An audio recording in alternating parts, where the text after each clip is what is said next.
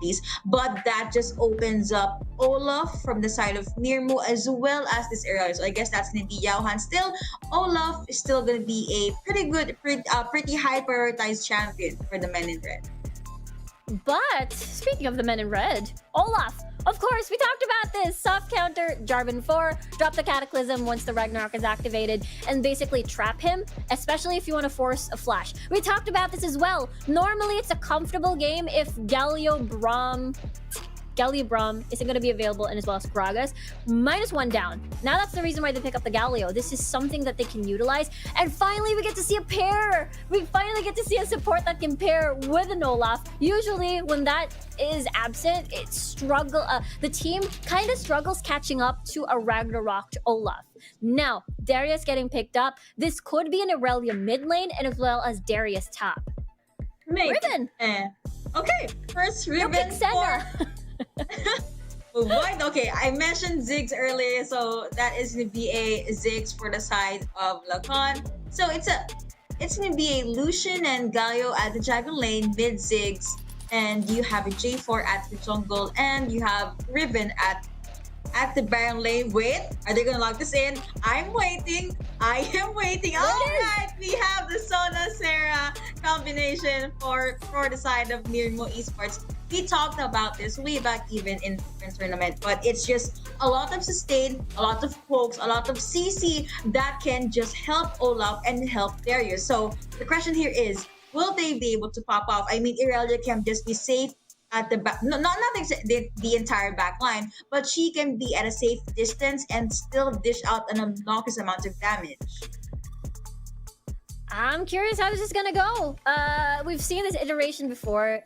Most specifically from Team Secret, they are the first ones that basically use the unkillable comp. Use the Seraphine, use the Sona.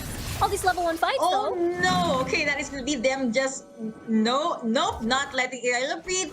A lot of damage already being taken, being tanked by Yauhan. But looking at the middle, you have Sarah, that's gonna be the high notes connecting, but it's not gonna be enough to actually push the Dene or Tante back. Now you know what? What is early game standard laning phase? They're just going all in. They're going straight with the hunt. They're gonna try to shut down MIRM0000 dead and there. So Sarah's still gonna be together, but Riven, Tante is still pretty alone or minding his own business.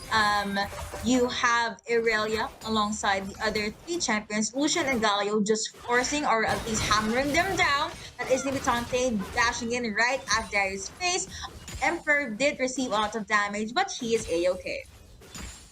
Yeah, it's definitely fine. This is a setup we've never seen before.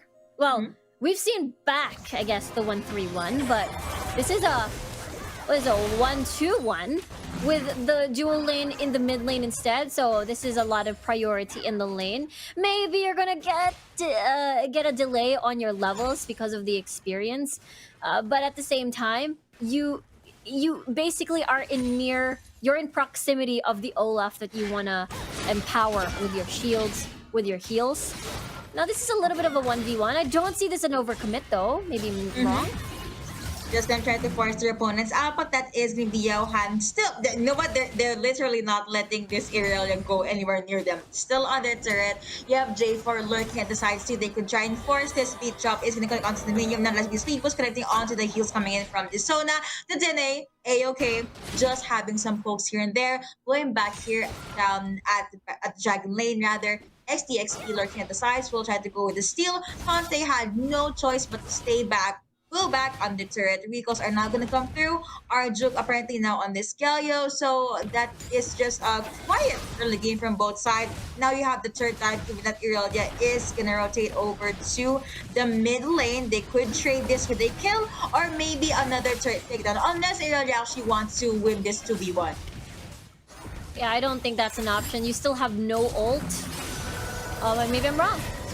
Not are gonna connect on 2-2. Let's be the blue team being able to get first blood. Irelia saying goodbye, and now that is gonna be boy Jay down to literally the last line of his life. He'll be able to get away. Now that is gonna be Sona and Sarah going back, all looking at the Baron lane to try and defend the turn. They'll be able to do so, but here down below you have that fight. That's gonna be the burn.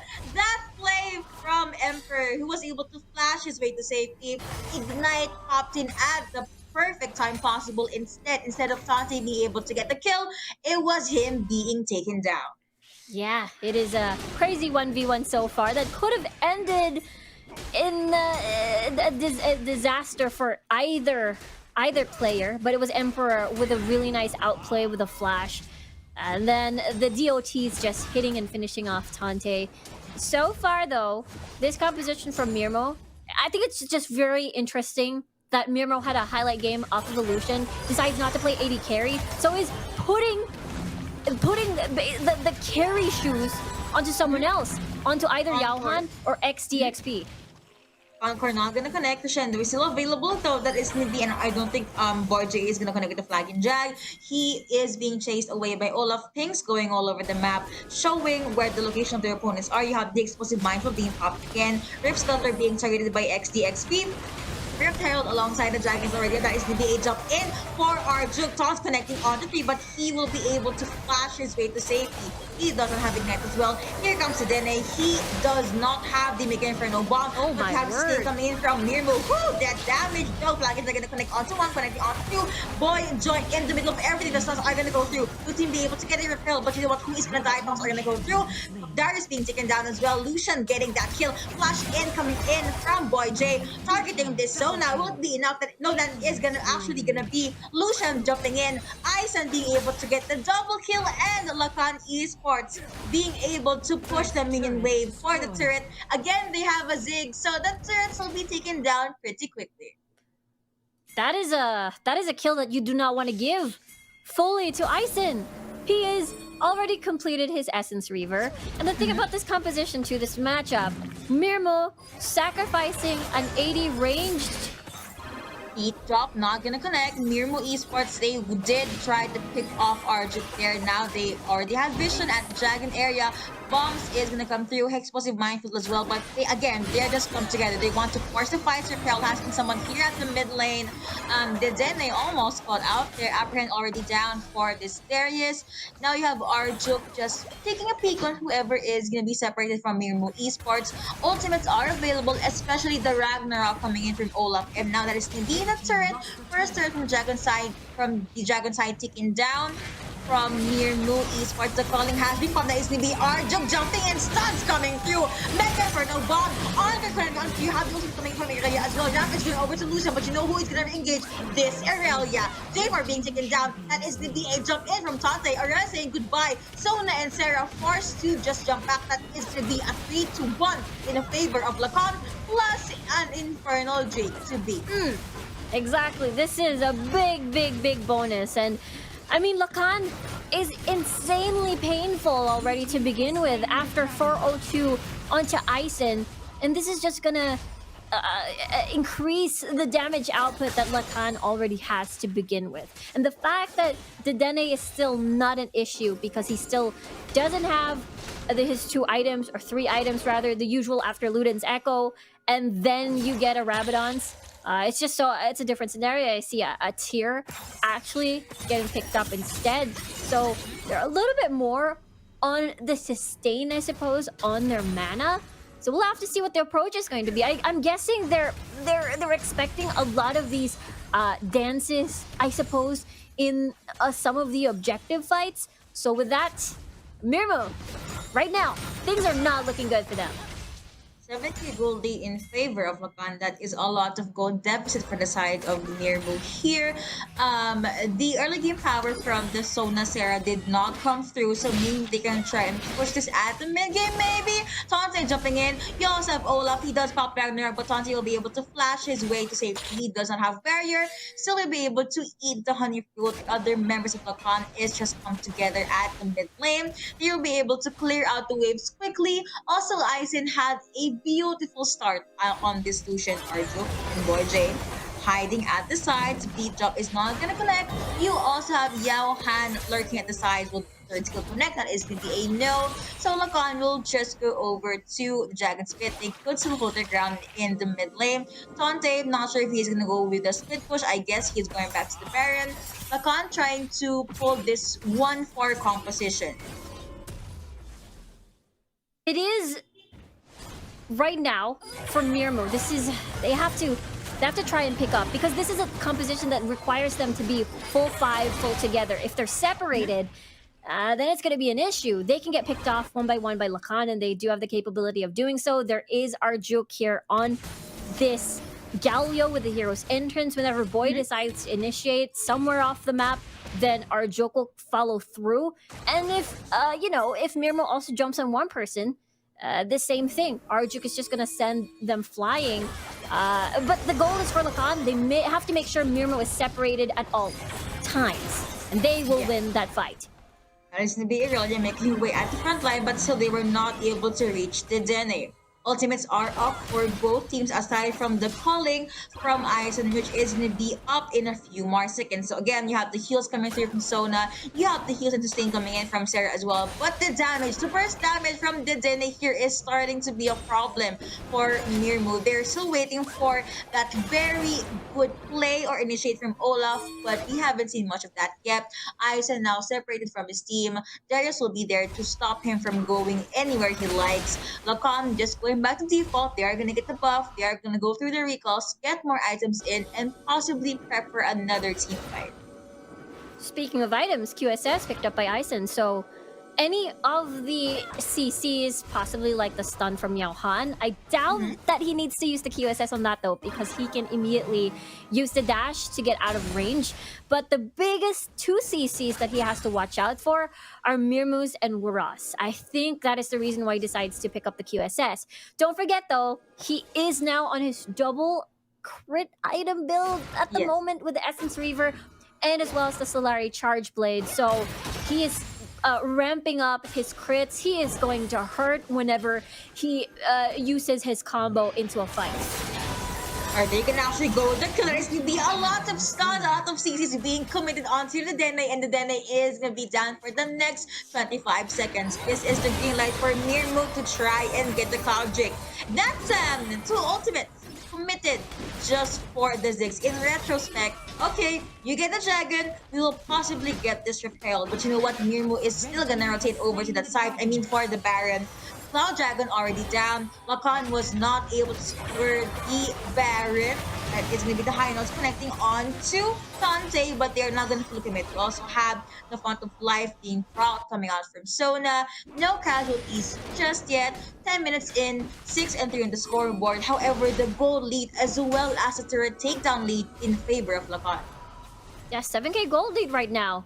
And this is the complete opposite of what we saw back in game number 1. And now the Archangel staff completed by Dene, so at least he has that shield in case things get a little bit too dicey for him if he is the primary target of Yalhan or XDXP. But at the same time, this delays a little bit of the damage output, I suppose, of the Dene. We're still waiting for that Rabadons for sure to make the bombs even more painful than usual. Right now, for MIRM0000, I think they could possibly be running out of time. I think they have to worry. Oh, the calling has been popped. We also have the sustain coming in from MIRM0000, but are they gonna try to go the duel? That is the DA. No, just yet. Tons are gonna connect. Bonito, that is the B. The Cataclysm connecting on. We're gonna connect on the duel. This is the opening for MIRM0000. Now you also have the vision of being committed.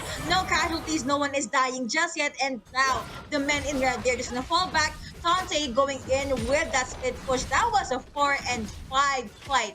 But at the very least, no one's still dying. The cores are still up for LAKAN Esports. They are making their way at the mid lane. Emperor down to the last 6-7 bars of his health. But still, you have quite the clear from the Sona Sarah combo, and the bombs from Ziggs still gonna be a huge problem. Yeah, I think the shields and the heals will kind of mitigate that. I feel like there is an intense call for grievous wounds on the side of LAKAN for sure. I mean, there are 2 executioners calling already on the side of mainly Tante and Boy, so it works out. But at the same time, I feel like the mini spike coming from Mirmo and Wura could possibly be when they pick up the Staff of Flowing Water. I feel like that it allows the team to be more spammy. I suppose with Emperor, XEXP, and Yaohan, it just adds more mobility, adds more setups, and adds more damage basically on the board. So we'll have to see if that's going to be an option for both of the supports, rather, or both of this utility mages on the Seraphine and the Sona. I'm actually at the edge of my seat right now because now, now you have the Triforce being picked up by Yao Han. More damage coming out from his side. There is a war though from Mirmo Esports at the Baron side because they're gonna be spread pretty thin this time around. However, Solan taking a peek there. Yes, first skill is gonna connect. They did spot. Well, she did spot out Boy J. Now LAKAN forced to just go back at the mid lane. Ultimates are available. You have the stuns connecting, but here comes our Juk with the dash able to connect. That is going to be a no, but you have Aizen, the calling being committed again. Turret almost down, and there's going to be one turret in favor of LAKAN. But you know what? You have the charm connecting onto J for saying goodbye. Also going over to Aizen. Earlier gets taken down. Galdi being burst down as well. That is going to be a strong man in the side of the Esports now. Lopical going over to Tante. Dara saying goodbye. He's been going over to this guy. That's going to be the satchel charge connecting on the two. Just making sure the two supports or the two mages will be separated. But the Dene, nope. She has that beat drop down. Here comes Aizen dashing in. Did receive quite the damage, but he is still alive. That is going to be a 2-3 in favor of LAKAN. Oh, will the Mega Inferno Bomb? No. Okay. No. The assassination attempt from him is not going to work. But what a fight. Again, this is Mirmo running out of time. While their composition is strong in the early game, or rather, yeah, mid-game, especially when they're grouped as fives, I feel like they will struggle in the... at some point, I feel like the shields and the heals will not be enough coming from the Dene, especially he is already a problem even without the Rabdons. Ooh, the fun separated, but it's gonna be the beach up again, connecting onto one. Satchel is gonna pop 3 champions away, but that is into the Boy J, but he was able to flag and drag his way to safety. Mirmo, they did miss their opportunity. The Cataclysm already down, so there's literally no other skill aside from the other CCs and taunts to stop Olaf from going ham. Now, our Juk playing some pokes here and there. Both teams are just challenging each other with this RT5. Mirmo's trying to get this pick. Mega Inferno already being committed. Will they get this? Will they go to steal? The calling has been popped. That is going to be a jump in coming in. Oh, they stole it! RJ. Now, blue team is able to get the Ocean Drake. Now, here comes the armor connecting onto one. Now, you have this Olaf forced to pop Ragnarok. Defensively, a shutdown onto Irelia, dominating coming over for Aizen. Seraphine saying goodbye. Gauntlet going over to Solution, even Sona being bursted down by Ziggs. It is going to be a 4-1 in the favor of LAKAN. That is the power of a Lee Sin. Well, no, there's no Lee Sin in this match. The Lucian, rather, from Aizen. Look at him go. There was basically no one challenging his position because everyone else from Mirmo just wants to run away. And even the big bonuses boy was able to get a steal on that dragon. And now it's 2 dragons in favor of LAKAN plus a Baron. This is not looking well for Mirmo. Mirmo's team, Mirmo Esports, has basically reached the ceiling. This is the point where in the damage output department, they are not going to find anything. LAKAN is just going to keep going and going. Look at the items from Dedenne. Already has the Rabadon, so he's going to be a huge problem. His bombs are going to hurt immensely. And the biggest question is whether or not that's going to be the shields and the heals coming from Mirmo and Wura will be enough. Look at Aizen. He has Navori's already as well, so his spam ability on skills is going to be available. Fans are gonna come through, and here comes Emperor to try to go with the switcheroo, but that is just too close for comfort for this Olaf time. Thanks so much to give it a go. The damage from this guy, goodness me, he is melting down the life bars of his Darius. But you know what? Up top, you have LAKAN just storming through the lane, and now that is gonna be Emperor popping in. That is not gonna connect though. Now you have Aizen at the back line. Bombs coming through again for LAKAN. I mean, they have a gun, they have the bombs, so that's gonna hurt a lot. Mirmo just forced to defend their face with as much resources as they can on for, as well as Crescendo is available. And then I realized 17 minutes in, Mirmo has not taken down a single turret from LAKAN ESPORTS. This side is going to be definitely connecting. We're going to get that Ziggs. He's going to get bursted Teleport. down. The calling has been taken. Will it be enough? And it's going to be a no at the very least. MIRM000000 was able to pick one main damage dealer. They were also able to clear out the wave. So that's a reset. That's back to the drawing board for LAKAN. Yeah, this is the if they were back in the drawing board before game number 2, and this is what they drafted. This is insane. This is something that they can work around with, and this is obviously one of their strengths.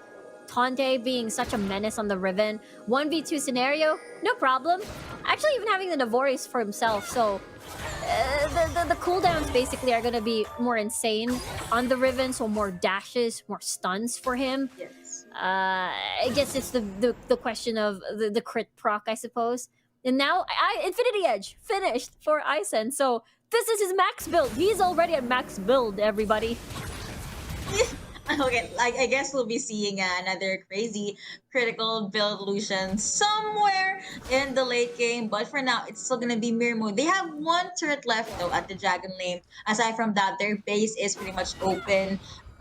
Still needs to win the next 3 or 4 clashes if they want to storm through, taking into account the timers of LAKAN ESPORTS. Isen at this point is not afraid to just duke it out alone against the other members of MIRM. When I see the board, J forced to pop in, out with the flash. It's gonna be the flank attack connecting on to the Cataclysm. Goodness me, so much damage on Kerfenny as well, but Tante is the first one to actually get taken down. Now you have the going over to Isen. Nars being bursted down, double kill going over to Irelia.